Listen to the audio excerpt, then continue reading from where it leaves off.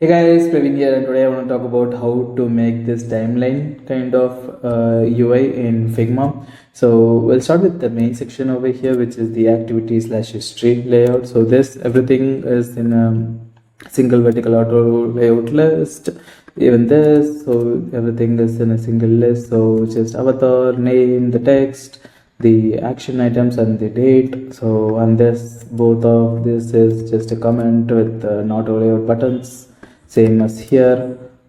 And coming to the timeline layout, so this is the icon section, and the line that goes back behind this is in ignore auto layout and it's centered. So the line is always in ignore auto layout and it's centered, but the icon here is, so this is the icon that we have here, and it's auto layered on top of another frame which has a stroke of the actual background color. So whatever the background color of the page is, that's the stroke here. So if we increase the stroke, we'll kind of hide the line behind it. So I'll just reduce the stroke a bit by bit here, and you can see the actual line. So but if I increase the stroke one by one, it'll hide that line behind, because the line is behind it in ignore auto layout. You cannot see that. So that's the idea here, and you can just align that with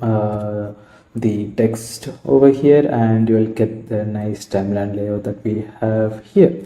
So it's just adding icons, adding the actual text, and having a line behind the icons as in ignore auto layout, and centering it, and having the stroke border around it, so that it has a nice gap from the lines.